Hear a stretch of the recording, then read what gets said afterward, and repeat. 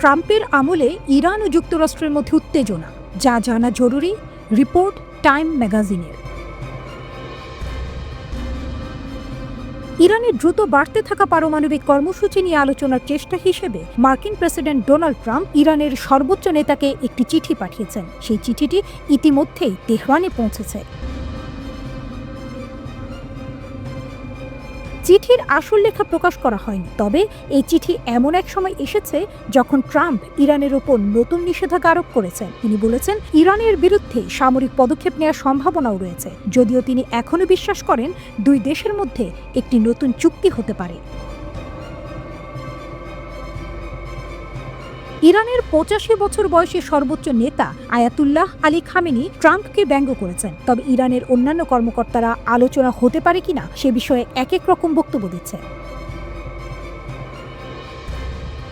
Trump কেন খামেনিকে চিঠি লিখেছেন? ট্রাম্প খামেনির কাছে চিঠি পাঠান, পরে একটি টেলিভিশন সাক্ষাৎকারে তিনি এটি পাঠানোর কথা স্বীকার করেন। ট্রাম্প বলেন, আমি তাদের একটি চিঠি লিখেছি যেখানে বলেছি আমি আশা করি আপনি আলোচনায় বসবেন, কারণ যদি আমাদের সামরিকভাবে যেতে হয় তাহলে এটি ভয়াবহ হবে।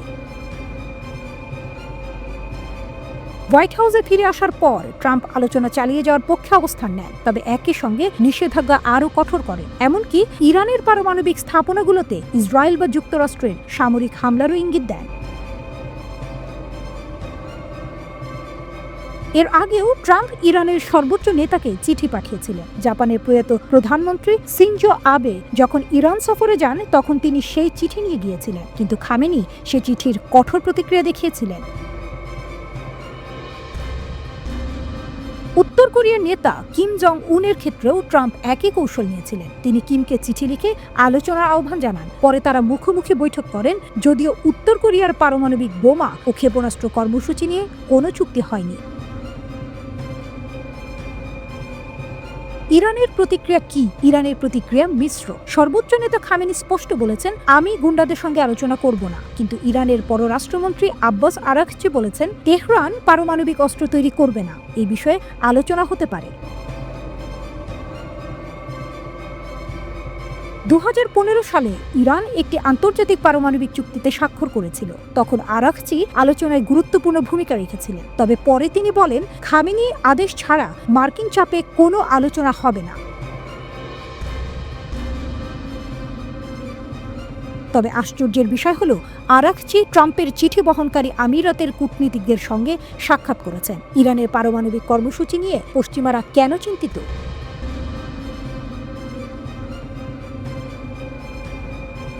ইরান দীর্ঘদিন ধরে বলে আসছে তাদের পারমাণবিক কর্মসূচি সম্পূর্ণ শান্তিপূর্ণ, কিন্তু ইরানের কিছু কর্মকর্তা সরাসরি পারমাণবিক অস্ত্র তৈরির হুমকি দিচ্ছে। ইরান যখন 60% অস্ত্র গ্রেড ইউরেনিয়াম সমৃদ্ধ করছে, বিশ্বের আর কোনো দেশ যাদের পারমাণবিক অস্ত্র নেই তারা এত উচ্চমাত্রায় ইউরেনিয়াম সমৃদ্ধ করেনি। এই কারণে পশ্চিমা দেশগুলো মনে করছে ইরান খুব দ্রুত পারমাণবিক অস্ত্র তৈরি করতে পারে।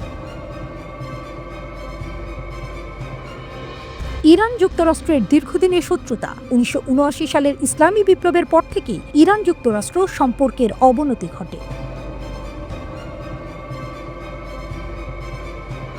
১৯৮০-এর দশকে ইরান ইরাক যুদ্ধে যুক্তরাষ্ট্র ইরাকের সাদ্দাম হোসেনকে সমর্থন দেয়। সেই সময় ট্যাঙ্কার যুদ্ধ নামে পরিচিত সংঘর্ষে যুক্তরাষ্ট্র ইরানের যুদ্ধজাহাজ ধ্বংস করে এবং একদিনের অভিযানে ইরানের নৌবাহিনীকে প্রায় পঙ্গু করে দেয়। ১৯৮৮ সালে যুক্তরাষ্ট্র একটি ইরানি যাত্রীবাহী বিমানে গুলি করে। এ ঘটনায় ২৯০ জন নিরীহ মানুষ নিহত হয়।